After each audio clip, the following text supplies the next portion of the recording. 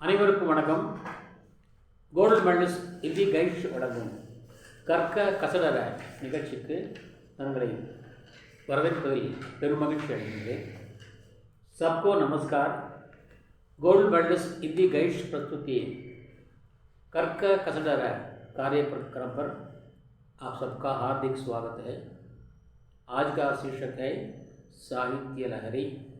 इसके अंतर्गत आज हम देखे जा रहे हैं हिंदी साहित्य में प्रकृति चित्रण. हिंदी இலக்கியத்திலே வந்து இயற்கையை பற்றி எப்படிலாம் வர்ணித்திருக்கிறார்கள் என்பதை பற்றிலாம் இன்றைக்கு நாம் அறிவிக்கின்றோம்.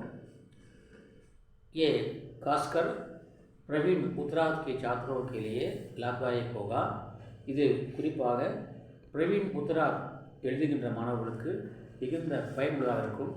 ஆகவே நீங்கள் இதை படித்து இதை அறிந்து பயன்பெற விளைகின்றேன். என்னுடைய கடமையை தொடங்குகின்றேன். நன்றி. हिंदी साहित्य में प्रकृति चित्रण हमने पहले ही देखा था. सह प्लस कित साहित्य है. இலக்கியம் என்றால் கூடவே இருந்து நன்மை செய்வதால் சாகித்ய. सह प्लस हित्य साहित्य. भूमिका मानव और प्रकृति का गहरा संबंध है. மனிதனுக்கும் இயற்கைக்கும் மிகுந்த ஆழமான தொடர்பு இருக்கிறது. மழை இல்லாமல் வெள்ளமில்லை, ஒரு விதை இல்லாமல் பயிரில்லை. மழை இல்லாமல் வளமில்லை, ஒரு விதை இல்லாமல் பயிரில்லை. உழைப்பில்லாமல் உயர்வில்லை, முன் உறவில்லாமல் நாம் இல்லை என்று இயற்கையை பற்றி பாடுகிறார் கவியரசர். மழை இல்லாமல் வளமில்லை, ஒரு விதி இல்லாமல் பயிரில்லை, உழைப்பில்லாமல் உயர்வில்லை, உன் உயிர் உதவி இல்லாமல் நாம் இல்லை என்று கவியரசர் பாடுகிறார். இயற்கையை புகழ்ந்து பாடுகிறார். இயற்கையே வந்து நீரின்றி அமையாத உலகு என்பார் வள்ளுவர் இல்லையா? நீரின்றி அமையாது உலகு என்பார். ஆக மனித வாழ்க்கைக்கும் இயற்கைக்கும் நெருங்கிய தொடர்பு உண்டு என்பது புலனாகிறது. मानव और संस्कृत प्रकृति का गहरा संबंध है. इसलिए मानव का प्रकृति से मोह होना स्वाभाविक है. இன்னும் சொல்லுவாங்க, இந்த குழந்தை பிறந்தோடனே இந்த பிறந்த குழந்தையை பார்த்து சொல்லுவாங்க பச்சை மண்பாங்க. ஸோ அது என்ன பாவம் பண்ணிச்சு, பாவம் பாவம் தெரியுது, பாவம் பச்சை மண்ணும்பாங்க. அப்போ குழந்தை என்ன சார் சொல்கிறாங்க, மண் என்கிறார்கள். அப்போ மண் என்றால் என்ன? இயற்கை. அப்போ மனிதனுக்கும் இயற்கைக்கும் நிறைய தொடர்பு உண்டு. ஆகவே வந்து மனிதனுக்கும் இயற்கைக்கும் வந்து அது மிகுந்த பாசம் இருப்பது அது இயல்பான ஒன்றே. சுவாபாவிக் என இயல்பானது, இயல்பான ஒன்று. हिंदी काव्य में कवियों ने अपनी रुचि के अनुसार प्रकृति चित्रण किया है. இந்தி இலக்கியத்திலே கவிஞர்கள் தன் விருப்பத்துக்கேற்ப இயற்கையை வர்ணித்திருக்கிறார்கள். அவரவர் விருப்பத்துக்கேற்ப. சில பேர் வந்து ஆங்கில கவிஞருடைய அதை ஃபாலோ பண்ணி செய்திருக்கிறார்கள். कहीं कहीं प्रकृति चित्रण काव्य सौंदर्य का आधार भी है. சிலரில் வந்து இயற்கையை பற்றிய வர்ணனையே வந்து அந்த காவியத்தினுடைய அழகுக்கு அடிப்படையாக இருக்கிறது. இயற்கை வர்ணனை வச்சு அந்த காவியம் வந்து மேலே வளர்ந்தும் உண்டு. हिंदी साहित्य को अपने रचनाओं में कवियों ने खूब सजाया है. ஆக இந்திய இலக்கியத்தில் தன்னுடைய நம்முடைய கவிஞர்கள்லாம் வந்து மிக அழகாக நன்றாக அலங்கரித்திருக்கிறார்கள். இது சொல்லப்போனால் ஒரு ஸ்டேட்டே இருக்கிறது. சவுத்தில் வந்து ஒரு ஸ்டேட்டுக்கே பேர் வந்து இயற்கையோடு இணைந்த கலந்து ஒரு ஸ்டேட்டு. அது என்ன தெரியுமா? இயற்கையோடு பின்னி பிணைந்த ஒரு ஸ்டேட், ஒரு மாநிலம் தெற்கிலே உண்டால் அது கேரளம். கேரள மக்கள் இயற்கையோடு ஒன்றி வாழ்பவர்கள். எல்லாமே இயற்கை இல்லாமல் வேறு எல்லாம் உங்களுக்கு செயற்கையே ரொம்ப ரேர் தான். இப்போ தான் கொஞ்சம் பார்க்க முடியாது. அன்றைக்கி நான் சமீபத்தில் குருவாயூர் போயிருந்தேன். சில புதிய அந்த பில்டிங் கட்டடங்களை பார்த்தேன். நான் அந்த மாதிரி பார்த்தே கிடையாது. கிராமத்துக்கு போனால் பார்க்க நிச்சயம் பார்க்க முடியாது. உயர்ந்த பில்டிங்கை பார்க்க. ஏன்னா அவர்கள் இயற்கையோடு ஒன்றி வாழ்பவர்கள். रूप सरी प्रभु चित्रण के दो रूप माने गए, आलम्बन रूप, उद्दीपन रूप. ஆக அந்த இயற்கை வர்ணனை வந்து இரண்டாக பிரிக்கிறார்கள். ஒன்று ஆலம்பன், இன்னொன்று உத்தீபன். ஆலம்பன் என்றால் அடிப்படை எதை வைத்துக்கூடாது. நாம் உதாரணமாக அப்போ ஒரு காவியம் என்றால் அந்த காவியத்துக்கு அடிப்படை யார்? அந்த கதை கொண்டு போகிற யார்? யார்? ஹீரோ அல்லது ஹீரோயின், நாயக் யா நாயிகா. உத்தீபன் யார்? அவருடைய அந்த அவருடைய ஒழுக்கத்தை, அவருடைய வீரத்தை, அவருடைய பண்புகளை இதெல்லாம் வந்து மேலே தூக்கி பிடிக்கிறதோ அது உத்தீபன். அதாவது காரடியாக விளம்பரம் தான் உத்தீபன் சொல்வது. அதுபோல் இயற்கைக்கும் வந்து உண்டு. ஆலம்பன் ஒன்று, उद्दीपन.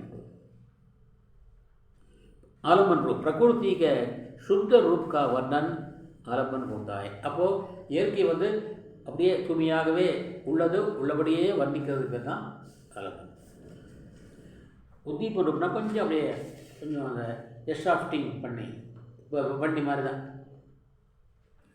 उद्दीपन रूप ये जब प्रकृति मनुष्य की भावनाओं में तीव्रता प्रदान करती है तब उद्दीपन रूप होता है. அப்போ மனிதனுடைய உணர்வுகளை தட்டி எழுப்பக்கூடிய வேலையை இயக்க செய்கின்ற பொழுது அதுதான் வந்து உத்திபன்.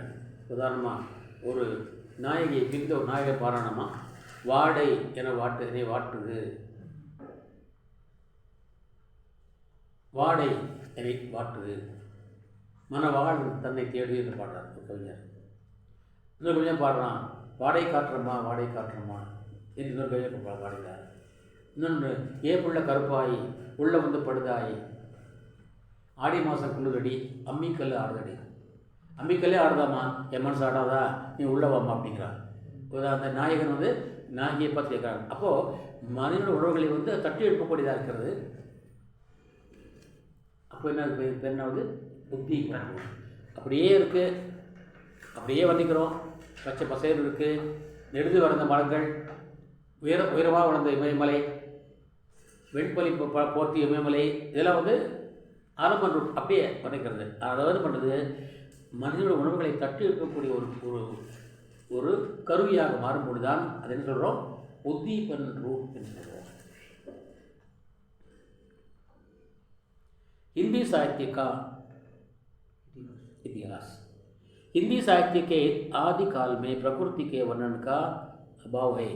இந்தி இலக்கியத்தினுடைய தொடக்க காலம் சொல்லப்படுகிற ஆதி காலம் 4ஆம் பிரித்துக்கள் அல்லவா, அதிலே ஆரம்ப காலம் என்ற ஆதி காலத்தில் வந்து இயற்கை வர்ணனை அவ்வளவாக குறிப்பிடப்படவில்லை. பக்தி காலமே பிரகிருதி மே பகவான் கா தர்ஷன் ரहा. ஆனால் பக்தி காலத்திலே என்ன பண்ணுறாங்க, இயற்கையிலே வந்து இறைவனை பார்த்தார்கள். இயற்கையிலே இறைவனை பார்த்தார்கள்.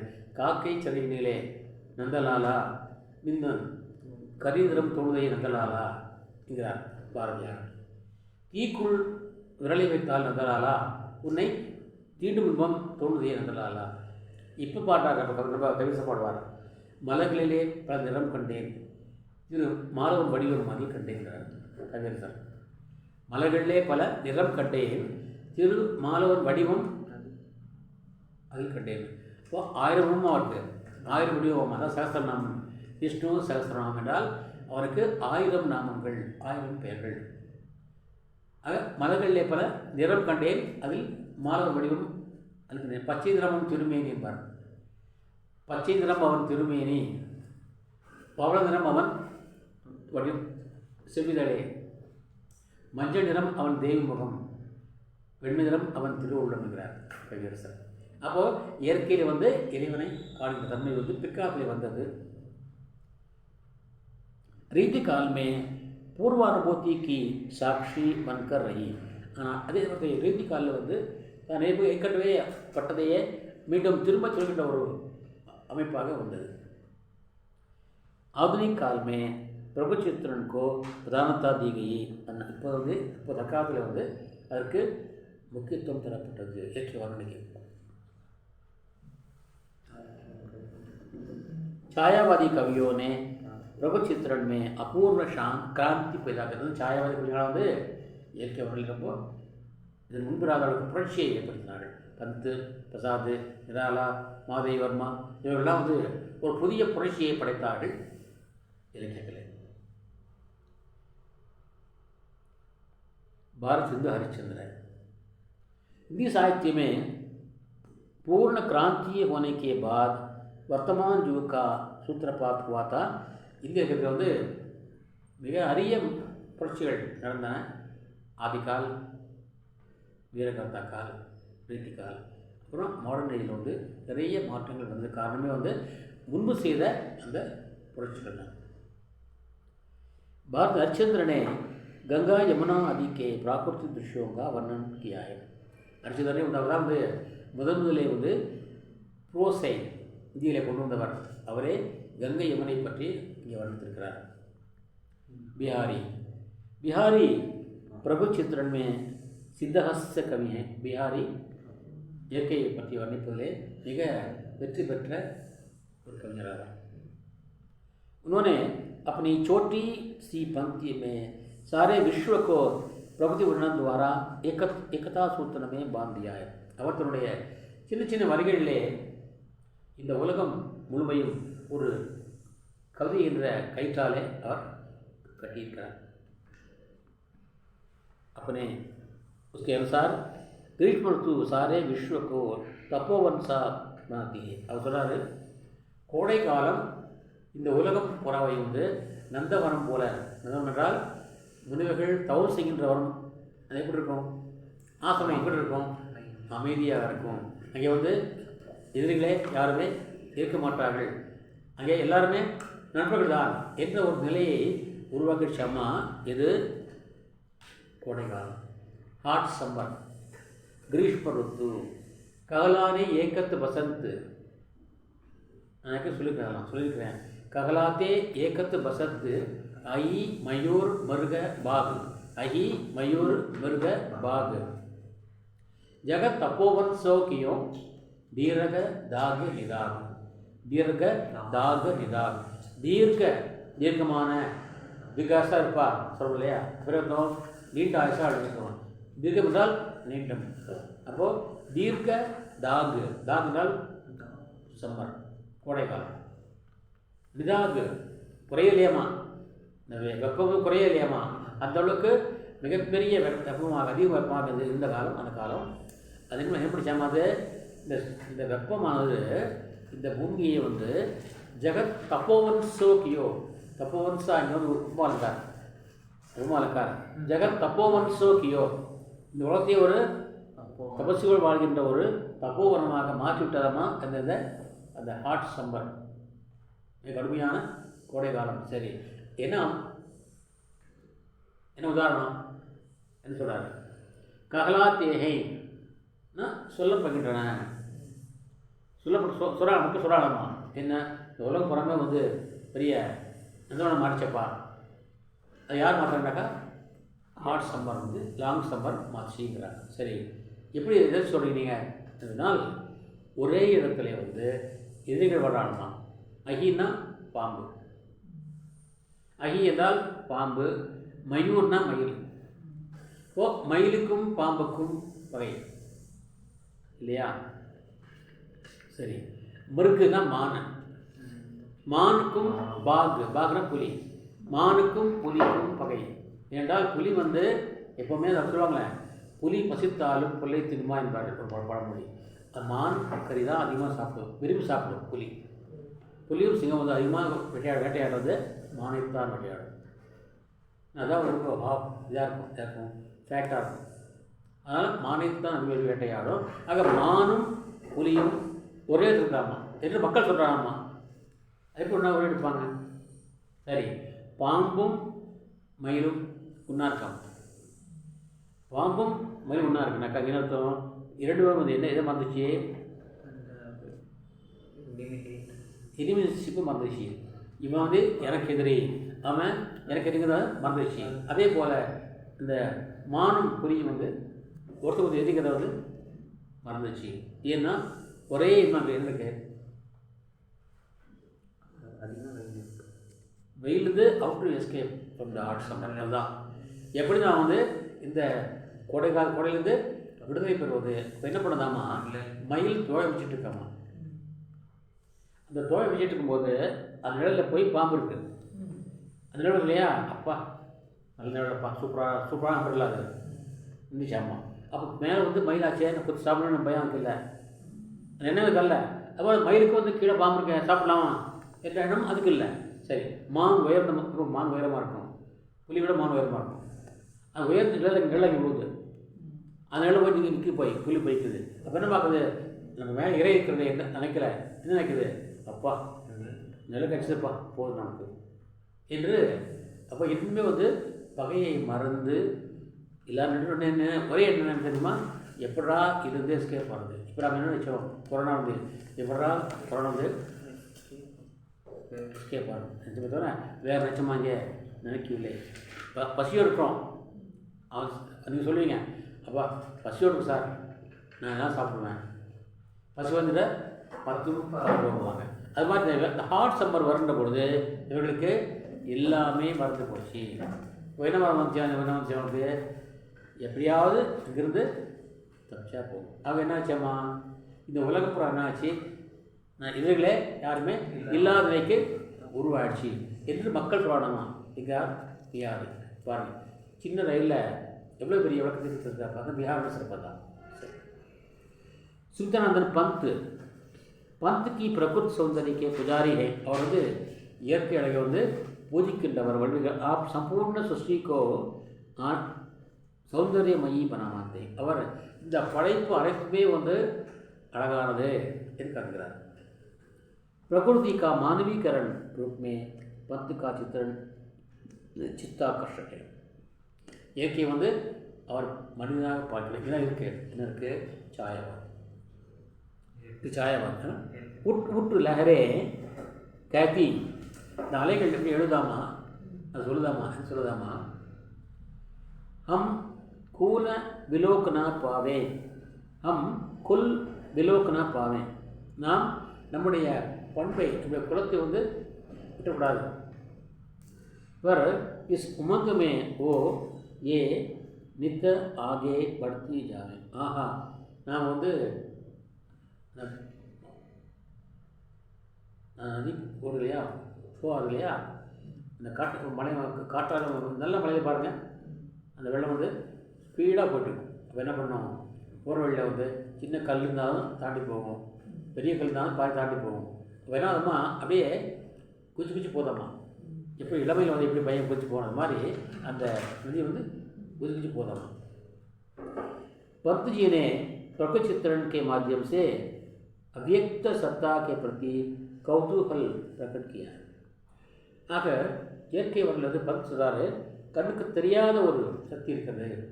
அது என்னது, ஒரு இயற்கைன்னு சொல்லலாம் அல்லது கடவுள் சொல்லலாம். சரி, அதை கண்ணுக்கே தெரியாதபடி சொல்கிறத அது யாராக இருக்கும் என்று ஒரு குதூகலத்தை, ஒரு ஆர்வத்தை காண்கிறார். उन्होंने रहस्य भावना के जिज्ञासा को बड़ा महत्व दिया. रहस्यवाद विश्व के पलकों पर सुकुमार विचरते हैं जब स्वप्न अजान. இப்போ நம்மளாம் தூங்குகிறோம், உலகமே நைட்டு தூங்குலையா, தூங்கும்போது என்ன பண்ணுறோம், நிறைய பேர் வந்து கனவு காணணும். வைரமுத்து பாடுவார், நான் தூங்கவில்லை கனவு இல்லை பாரு, நான் தூங்கவில்லை கனவு இல்லை பாரு. அந்த ஹீரோயின் பாடுறாமா, நான் தூங்கவில்லை கனவுகள் தொல்லைங்கிறான். ஹீரோயின் பாடுறாரா, நான் தூங்கவில்லை அதே கனவு இல்லை, இந்த தூங்கினா போய் கனவு வரும். ஆனால் ஹீரோ பாடுறானாமா, நான் தூங்கவில்லை கனவுகள் தொல்லைம்மா. கனவு நிறைய வச்சாமா, யாரை பற்றி, ஹீரோயினை பற்றி. ஆகவே நான் தூங்கலைங்கிறான். அப்போ 2 பேருமே தூங்கலை. இது வந்து இரவு எல்லோரும் தூங்குறாங்க.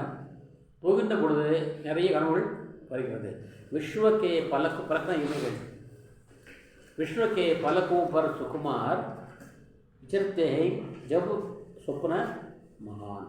நிறைய அஜான் கனவு நம்ம தெரிஞ்சுக்க முடியுமா, இந்த கனவு ஒன்று சொல்ல முடியுமா, எது வேணால் வரும். அஜான்னாக்கா ஜான், அஜான் அன்னோன், நம்மளால் சொல்ல முடியாத, அறிய முடியாத, நமக்கு தெரியாத கனவுகளாக வந்து நிறைய வரும். எப்போ வரும், தூங்கும்போது வரும்.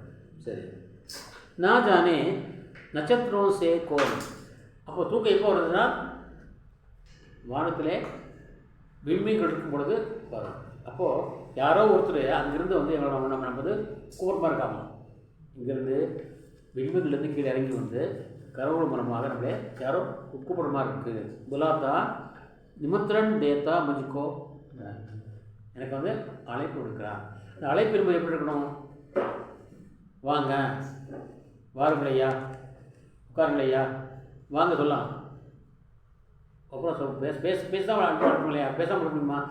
பேசாமல் சொல்லுதாம்மா. மௌனமாக அழைப்பு விடுதாம்மா. இது இயற்கையாக. जी अयोध्या से उपाध्याय हरिओम जी ने आलम्बन के रूप में प्रकृति का चित्रण किया है. उन्होंने अपना संध्या समय के सूर्यास्त का वर्णन शुद्ध ढंग से किया है. மாலையில் வந்து மாலை நேரத்தில் வந்து சூரியன் வந்து அஸ்தமிக்க போகிறது. அந்த காட்சியை அழகாக சொல்கிறாரு. சொல்ல பாருங்க. दिवस का अवसान समीपता गगनता कुछ लोहित हो चला. दिवस का अवसान समीपता, காலை வந்து திவச காலை பகல், பகற்பொழுது அவசானா அந்தம் சொல்லுவாங்க. அதனால் முடிவு. அவசானம் சொல்லுவாங்க இல்லை, மலையாளத்தில் அவசானம் சொல்லுவாங்க, முடிகிறது. இப்போ பகற்பொழுது முடிய போகிற நேரம் நெருங்கி வந்துவிட்டது. சமீபத்தில் நெருங்கி வந்துவிட்டது. அப்போது ககனதா வானம் எப்படி இருக்காமா, லோஹித் ஓச்சலா. லோஹித்னா வந்து எப்படி இருந்தது? அந்த ககன்தீஷன் பேடி இப்போ உட்கார ஒருத்தர், அதுதான் நம்ம சென்னை மாவட்டத்துடைய கமிஷனர் தான், ககன்தீப் சிங் பேடி. டப்பு கட்டிருப்பார் சிக்கு. ககன்னா வானம் எப்படி இருக்காமா, லோஹித் சிவபுதமாக மாறிச்சாமா. லோஹித் ஓச்சலா, வானமானது நீல வானம் என்ன மாறிச்சு, சிகப்பு நிறமாக மாறினது. கவிதை பாடுறார்ல வைரமுத்து, பொன்மாலை பொழுதுபார். வானமகள் நாணுகிறாள், வேறு உடை பூணுகிறாள். இது ஒரு பொன்மாலை பொழுதுபார்.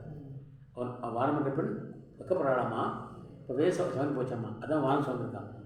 எப்படி வானத்து ஒரு பெண்ணாக பாடுகிறார். இங்கே என்ன சொல்கிறாரு? ககன்தா குச் லோகித் ஓச்சலா தரு ஷிகாபர்த்தி அப் ராஜித்தி. ராஜித்துனா சூரியன். எங்கே இருந்துச்சவன் பெருகான் பேருப்பாங்கப்பா பிள்ளைகளுக்கு. இன்னும் பேர் இருப்பாங்க அந்த காலத்தில். இப்போலாம் இருக்கிற காலத்தில் ராசாத்திமாங்க, வாடகை ராசாத்திமாங்க. கிராமத்தில் இருப்பாங்க. இப்போ உண்டு ராசாத்தி வசதி பாட்டை படம் வச்சேன். ராசாத்தி வாடியே ராசாத்தின்னு வரும். ராசாத்திம்பாங்க. ராஜாத்தி தான் ராஜத்தி. இந்த ராஜி தான் ராஜத்திங்கிறது. அப்போது சூரியன் தெரியுமா, தரு ஷிகாபர்த்தி விட்டுருங்க. தரு ஷிகாபர்த்தி, தரு என்றால் மரம், ஷிகான்னு என்ன, ஷிகான்னு என்ன,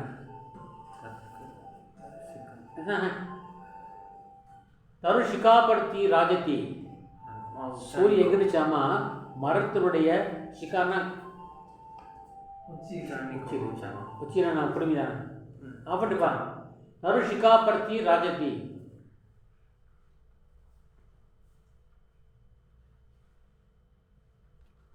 தரு ஷிகாபர்த்தி ராஜத்தி. புக்கு இல்லையா? தரு ஷிகாபர்த்தி ராஜத்தி, மரத்தினுடைய. இப்போது நம்ம தலை இருக்கிறது, நம்ம உடம்புக்கு பிரதானம் இது, மெயின் இது தலை. சிகைங்கிறது என்ன அப்படின்னா, இப்போ ஆச்சாவோட சிக்கா இது சிக்காசிக்கிறது இல்லைங்களா, குருமிதான் தான் சிக்காது.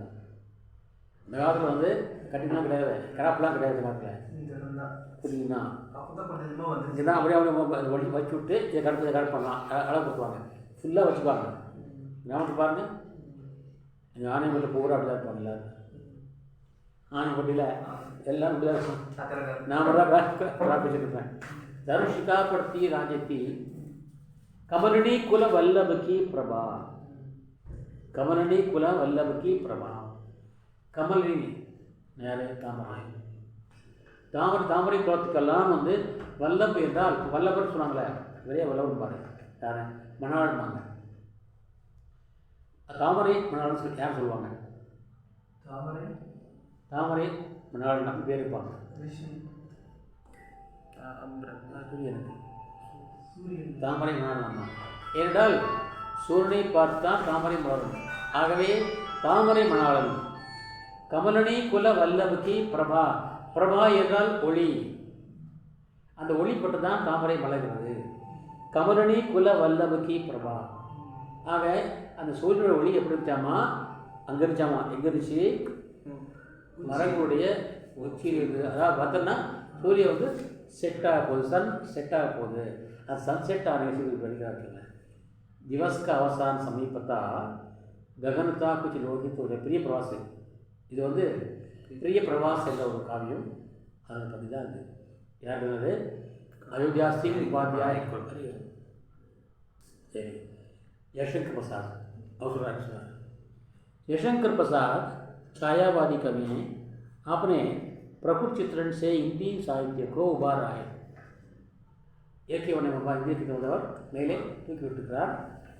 अपने अपने महान महाकाव्य कामायनी में अद्वैत चिंतन का प्रस्तुत किया है. இவருடைய மாபெரும் காவியமாகிய காமாயனிலே அத்வைத்தம், அது யாருக்கு தெரியுமா? இந்து சமயத்துக்கு யாருக்கு தெரியுமா? அத்வைத்தம் என்ற கருத்து சொன்னவர் யாருனாக்கா ஆதிசங்கரர். ஆதிசங்கர் காவிரிலே பிறந்தவர், கேரளா காவிரிலே பிறந்தவர். இந்தியா புறம் சுற்றி வந்தார். ஆதிசங்கரர் தான் வந்து நம்ம நாட்டில் வந்து அத்வைத்தம் என்ற கொள்கையை வந்து பரப்பினவர். அதாவது துவைத்தம் என்றால் ரெண்டு, துவைத்னா ரெண்டு, ஜீவாத்மா பரமாத்மா. ஆனால் ரெண்டு ஒன்று ஒன்று தாங்க. அத்வைத்னாக்கா இரண்டு அல்ல, அது ஒன்று தான். ஜீவாத்மா பரமாத்மா இரண்டுமே ஒன்று தான். அப்போது ஜீவாத்மா வந்து தன்னுடைய காலம் முடிந்து விட்டால் பரமாத்மா போய் ஐக்கியம் ஆகும். அப்போ எப்படி ரெண்டாகும்? ரெண்டும் ஒன்றுதான். இந்த காமாயில் தன்னுடைய அத்வைத்த கருத்தை இங்கே சொல்லியிருக்கிறார். யார்? யசங்கர் பிரசாத். சொல்றாரு, समरस में जड़ या चेतन सुंदर साकार बनाता. समरस में जड़ या चेतन. அது இந்த காவியத்தில் வந்து இந்த நாயகன் மனு தான் வந்து முதலாக தோன்றிய மனிதன் என்று சொல்வார்கள். இந்துக்களுடைய இலக்கியம் சொல்வது மனு தான் வந்து முதல் ஆதி மனிதன் என்று சொல்லப்படுகிறது. அதே போல் கிறிஸ்டியான் சொல்கிறது ஆடம் தான் முதல் மனிதன் என்று சொல்கிறது. இந்து மதம் சொல்வது மனு. இந்த மனு யார் என்றால் தேவகுமாரன். தேவலோகத்தில் ஹெவனில் வசிக்கிறவன், சொர்க்கத்தில் வாழ்றவன். சொர்க்கம் என்றால் என்ன அர்த்தம்? சொர்க்கபாண்டா என்பார்கள். அப்போ என்ன அர்த்தம்? சொர்க்கம் என்றாலே என்ன அர்த்தம் தெரியுமா? ஓவர் ஜாயிங் அர்த்தம். ஓவர் ஜாய், அதிகமாக குதிக்கிறது, ஆட்டம் போடுறது அர்த்தம். சொர்க்கம் என்றாலே வந்து அதுக்கு ஆட்டம் என்று பெயர். அதுக்கு ஆட்டம் என்று பெயர். ஆட்டம் பாட்டம் கொண்டாடலாம். அது அதிகமான என்ன ஆகும்? அதிகமான என்ன ஆகும்? அழிவு வந்துடும். அவ்வளோதான். யாராவது சரி, ஆட்டம் அதிகமாக போட்டால் அவனுக்கு அழிவு வந்துடும். அப்போ இங்கே ரொம்ப ஆட்டம் போடுறாங்க சொர்க்கத்தில். ஏன்னா இங்கே வந்து வறுமை கிடையாது, முதுமை கிடையாது, துன்பம் கிடையாது, எல்லாமே இன்பம் தான். ஆடுவாங்களே. இப்போ அதிகமாக ஆடும்போது ஆடுது அவனுக்கு சீக்கிரமாக அழிவு வந்துடணும். அதுபோல் அங்கேயே துணாம் வந்துச்சாமா. இங்கே வச்சான் சுகத்திலேயே துணாம் வந்துவிட்டது. அது பேர் வந்து பிரளயம் என்று சொல்வார்கள். பிரளயம் என்பார்கள். அந்த பிரளயம் அதனால் எல்லாருமே அடிச்சுட்டு தண்ணியில் நாங்கள் அடிச்சு போகிறாங்க. கடைசியாக வந்து என்ன பண்ணுறான்? மனு வந்து அங்கே அடிக்கணும், கீழே வர்றான். இங்கே வரலாம், பூலோகத்துக்கு வருகிறான், இந்தியாவுக்கு வருகிறான். இந்தியாவோட ஃபஸ்ட் வந்து இருக்குது. இந்தியாவோட ஃபஸ்ட்டு என்ன? இமயமலை. இமயமலை சிக்கிக்கிறான். நிறைய மலைகள் மரங்கள் இருக்குது, அதில் சிக்கிக்கிறான். ஆனால் வந்து தண்ணியில் அடிச்சுட்டு போகிறாங்க. சிக்கிக்கிறான், அப்படி தூங்கிட்டான். பொழுது விடிக்கிறது.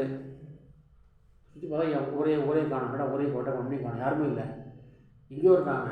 சுற்றி பார்த்தா ஒரே தண்ணி போயிட்டுருக்கு. அப்படியே தண்ணி இப்படியே படித்து போட்டு வெளியே மேலே அப்புறம் படித்து போயிட்டுருக்கு. இன்னும் பார்த்தா இமயமலை இருக்குது. வானம், இமயமலை, தண்ணி. இவன் ஒரு தனியாக இருக்கான், வேறு யாருமே இல்லை. அந்த காட்சியை வர்ணிக்கிறார் யசங்கர் பிரசாத். சமரசமே ஜடுதா யா சேத்தன்.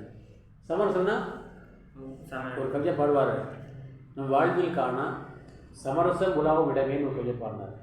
அருமையான பாடலாம். நம் வாழ்வில் காணா சமரசம் உலாவும் இடமே, ஆண்டி இங்கே அசடனும் இங்கே, அசடனாக்கா முற்றான் இருக்கும், அறிஞன் இங்கே அசடம் இங்கே, ஆண்டி இங்கே அரசனும் இங்கே. ஆண்டி இங்கே தான் கட்சி வந்தாகணும், அரசனும் இங்கே தான் வந்தாகணும், அறிஞன் இங்கே அவனும் இங்கே தான் வந்தாகணும், அசடம் பார்த்துப்பா அசடம் இங்கே தான் வந்தாகணும். முற்றாங்க எதாவது ஆவி போன பின் கூடுவார் இங்கே, ஆவி போன பின் கூடுவார் இங்கே, ஆகையினால் இதுதான் நம் வாழ்வில் காணா சமரசம் உலாவும் இடமே. இந்த கவிதை பாவம் இங்கே இல்லை, இது ஒரு கவி பேர் ஞாபகம் யாரும் சின்ன வயசு கேட்ட பாடல் இந்த பாட்டா. இது கொஞ்சம் சுடுகாட்டு சொல்கிறார். சுடுகாட்டை எல்லோரும் ஒன்று தான், அந்த சமரசம். இது ஒரே என்னவா இருக்குது, ஒன்று பனியாக இருக்குது இல்லை தண்ணியாக இருக்குது. இப்போ பனி என்னவாகுது, தண்ணியாக உருகி வருது. தண்ணி என்ன ஆகுது, ஜாமாயிட்டா இல்லை ஆவியா இல்லை, ஜாமாயிட்டா பனியாகுது. பனி உருகிவிட்டால் தண்ணி ஆகிறது, தண்ணீர் ஜாமாயிட்டா கட்டியாடுது, பனியாடு. ரெண்டு ஒன்று தான். இப்போ சமரசத்தா சமரசத்தா சமரசமே ஜடையா சேத்தன். சரி, அது அசையும் பொருளா அசையா பொருளா? எப்படி ஜட்ஜ் பண்ணுறது? அது ஃபார்ம் ஆகிட்டா அசையா பொருள், கரைஞ்சிட்டா அசையும் பொருள். இப்போ சேத்தன்னா அசையும் பொருள். அசையும் பொருள் சொல்கிறதா இல்லை அசையா பொருள் சொன்னதா? ரெண்டுமே ஒன்று தான். இதான் பிரித்துவாது. இறைவன் மூலமாக பிறக்கிறோம், அப்புறம் கட்சி அங்கேயே சேர்ந்துடுறோம். அப்போ ரெண்டு சொல்ல முடியாது, ரெண்டுமே ஒன்று தான் இல்லையா? அது மாதிரிங்க உசே சமரசமே ஜடுத்தாயா சேத்தன் சுந்தர் சாக்கார் பனாதா. மிக அழகாக இந்த அத்வைத பாதத்துக்கு உருவமாக, சாக்காரா உருவமாக தான். சேத்தனத்தா ஏக்கு விலஸ்தி ஆனந்த அகண்ட கனாதா. சேத்தனத்தா அப்புறம் இது வருது விழிப்புணர்ச்சி வருகிறது. எப்பவுமே கவிதை பாடுவார், தொட்டிலுக்கு அன்னை பட்டியலுக்கு கண்ணி என்பார், பட்டியலுக்கு தீனி கெட்ட கப்பு ஞானி என்பார். அப்போ கெட்ட கப்பு தான் அவன் ஞானி வரும், அவன் ஞானம் வருமா, அப்போ ஞானம் வராது சொல்லுவாங்க. இங்கே வர்றா பாருங்க, சேத்திரத்தாக்கா ஏக்கு துளசி. அங்கே பார்த்தா அப்போதான் இது வருதாம்மா, இது வருது அபாதஸ்டது வருதான், விருப்பம் சொல்கிறாமா, என்ன ஞானம் வருது. அப்போ நான் இதெல்லாம் பண்ண போகாமல் தப்பு அநியாயம் பண்ணிட்டோம், நாம் நினைக்க இப்போ வந்துட்டோம் என்று அவருக்கு தெரிஞ்சாமா. விலசதி அழகுபடுதாமா. இங்கே ஆனந்தம் வச்சா அவனுக்கு, ஆனந்த அகண்ட கனாதா. பிரிக்கப்பட முடியாத ஒரு அடர்த்தியான ஆனந்தம் இங்கே அவனுக்கு கிடைச்சிடாங்க. ஏன்னா அவன் புதி வச்சவன், அறிவு வச்சவன் என்று பாடுகிறார் யசங்கர் பிரசாத். அடுத்ததாக சூரியகாந்த் திரிபாठी நிரலா பாடுறாரு. अब छायावादी काव्य धारा के विद्रोही कवि. इवर छायावादी एன்ற கவிதைக்கு புரட்சிகரமான கவிஞர். उन्होंने छायावादी भावना के अनुसार प्रकृति के मानवीकरण का विशेष महत्व दिया है. இயற்கை மனிதனாக பார்த்திருக்கிறார், मानवीकरण. अचल के चंचल क्षुद्र प्रपात मचलते हुए निकल आते हो. अचल के चंचल क्षुद्र प्रपात. இவர் இருப்பார், பெருமதி இருப்பார். மலையில் இருந்து வருகின்ற தாய்ப்பால் போல் வலிது வலிது பொன்னரில் பாடுவார். மலையில் சுரக்கின்ற தாய்ப்பால் போல். இப்போ அம்மாவுக்கு முலையில் பால் சுரக்கும், இது மலையில் பால் சுரக்குதாம்மா. தூரத்து பாருங்கள், மலையில் பாருங்கள், வெளியே ஃபால்ஸ் பாருங்கள், ஃபால்ஸ் தூரத்து பாருங்கள், மில்க் மாதிரி இருக்கும். அதான் மலையில் சுரக்கின்ற தாய்ப்பால் போல் வலியுது வலியுது பொன்னருவின்னு பாடுவார். பாடுறார் நிகராக பாடுறதே பாடுறா பாருங்க. அச்சலுக்கே சஞ்சல சுந்தர பிரபாத். அச்சல்னா மலை, சல் அச்சல். சல்னா என்ன? போ மூவாருது போகிறது. அச்சல்னா போகாது. மலை போகுமா? போகாது இல்லையா? அது மாதிரி அங்கிட்டு வருதாமா என்னது? அச்சல் கே சஞ்சல, அது இதாகமா ஷேக் ஆகுதாமா. எது ஷேக் ஆகுது? மலையா அசையாத மலை வந்து அசைகிறதாமா. எப்படி அசைகிறது? அங்கிருந்து வருதாமா. சுத்திர சின்னதா ஸ்மால். ஏன்னா அவ்வளோ பெரிய மலைக்கு வந்து அதாவது தினா தெரியும் பார்த்து தினா தெரியும். சுத்திர பிரபாத். பிரபாத் தான் ஃபால்ஸ் நீர்வீழ்ச்சி. ஒரு பத்து பரம் மலையில் வருகின்ற தாய்ப்பால் போல் என்றார். மச்சத்தே ஹுயே நிக்கல் ஆத்தியோ அடம் பிடிச்சவா வர்றிய. ஏன்னா அது அந்த அருவி வந்து சும்மா வரும், வரவில்லை, நிறைய பாறைகள் இருக்கும். அதை தாண்டி அப்படி அப்படியே வரும், இந்த மாதிரி வரும். அதை தாண்டி தாண்டி தாவி பிள்ளை என்ன பண்ணுவாங்க? சும்மா போக மாட்டாங்க. தாண்டி பாருங்க, போக பாருங்கள். கீழே விட மாதிரி போவான், நின்றுவான். அம்மா சொல்லிருக்கு கீழே விடமா போவான் சார், சைக்கிள் போவான் சார். நான் விட மாட்டாங்க, என் அம்மா சொல்லியிருக்காங்க. அம்மாவை இங்கேயே சைக்கிள் போவான். அது மாதிரி அந்த இது வருதாமா, என்ன வருதாமா, அந்த அடம் பிடித்தவாறு விளையாடி கொண்டு குதித்து வரதாமா அந்த அருவி. சரி, மாதேவி வர்மா சொல்கிறாரு, ஆப் சாயாவாதி யோகி வேதனாக்கி கவியத்தை விளையாடிவங்க எவ்வளோ சாயாவாதி யுகத்தினுடைய அந்த அவர் கவிதை பூராமே வேதனையாக இருக்கும்.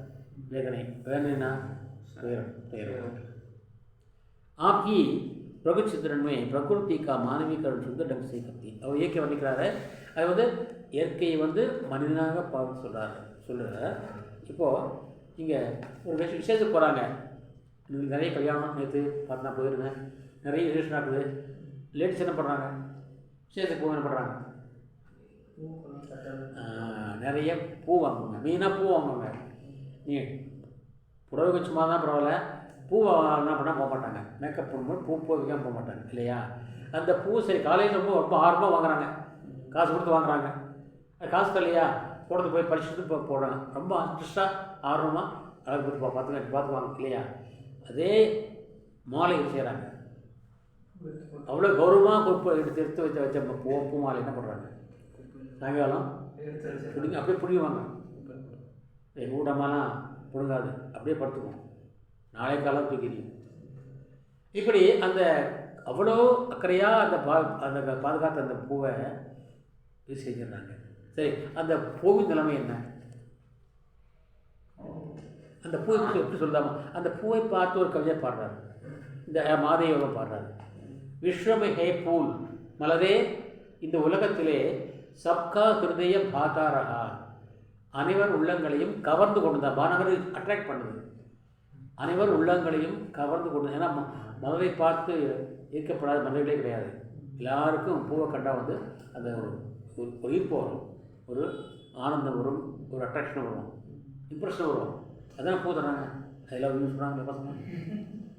வேறு ஒரு மிட்டாய் கொண்டு கற்று ஐ லவ் சொல்லாமல்ல சொல்கிறானா? ஒரு கரும்பு கொடுத்து ஐ லவ் யூ சொல்லாமல்ல சொல்கிறானா? பாருங்கள்.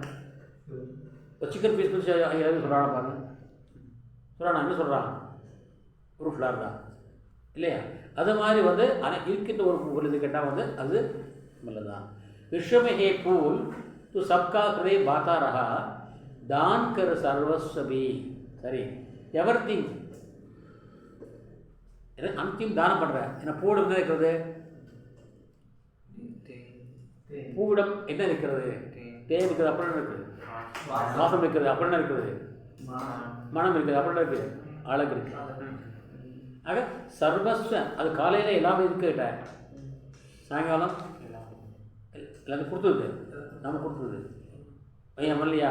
பெண்களுக்கு கூந்தலுக்கு இயற்கையிலே மனம் உண்டா இல்லையான்னு சிவனுக்கு நக்கிறதுக்கும் போனோம் இல்லையா? அவர் சொல்கிறாரு, மலர்ந்த மலர்களை சூழ்கொள்வாதான் யார் நக்கிறது. அப்போது அந்த பூவினால் அந்த கூந்தலுக்கு மனம் வருகிறது. அப்போ என்ன பண்ணுறது? இந்த மலர் என்ன பண்ணுறது?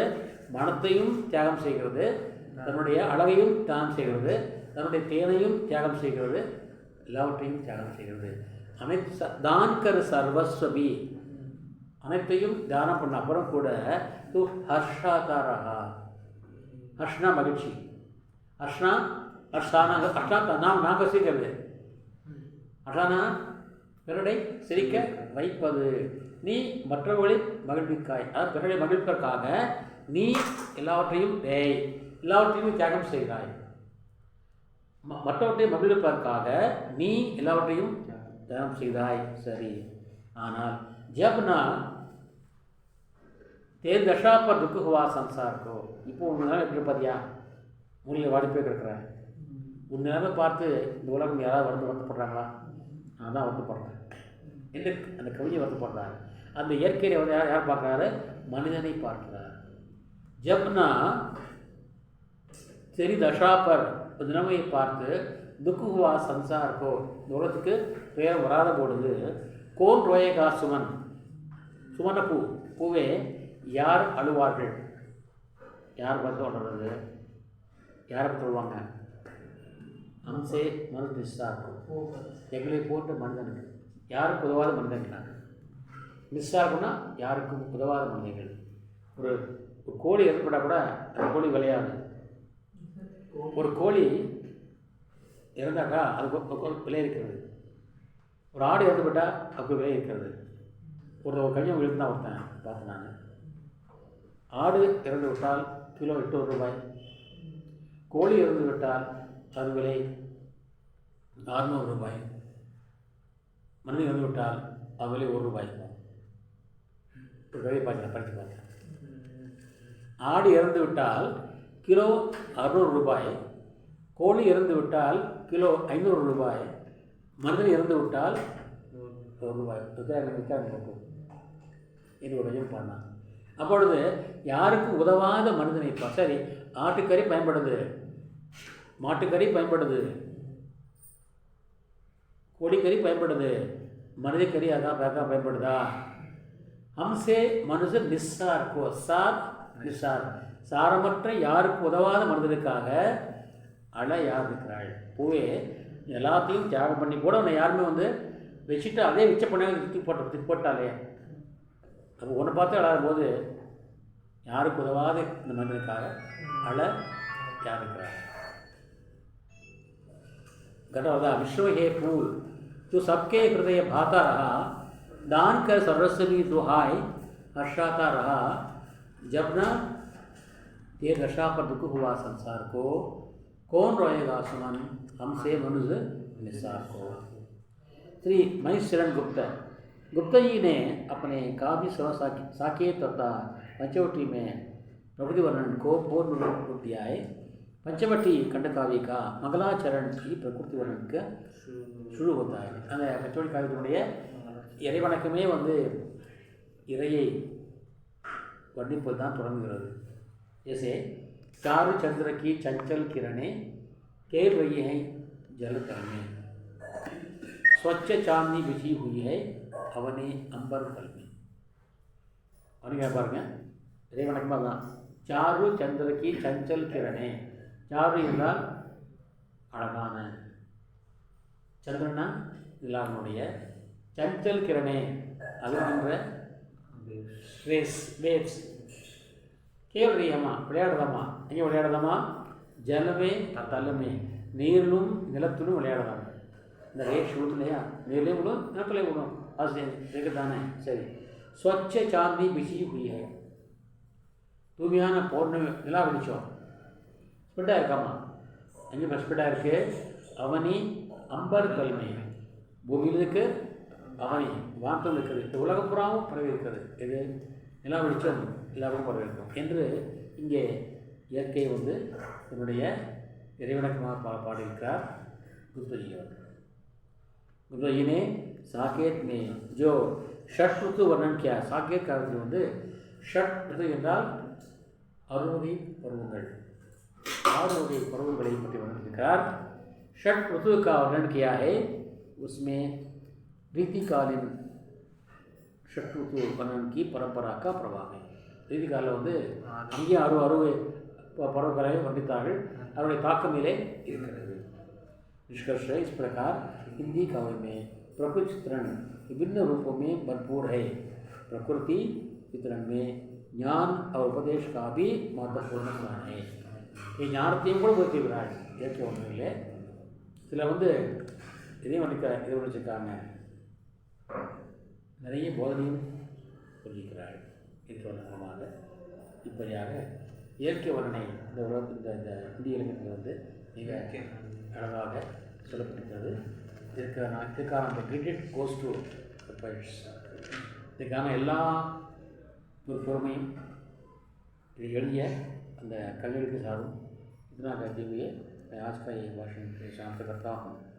और இத்துடன் என்னுடைய இந்த இன்றைய தலைப்பு நிறைவு பெறுகிறது. நாளை இன்னொரு தலைப்போடு தங்களை சந்திக்கின்ற வரை விடைபெறுவது தங்களின் सुंदरराजन तिरपुर.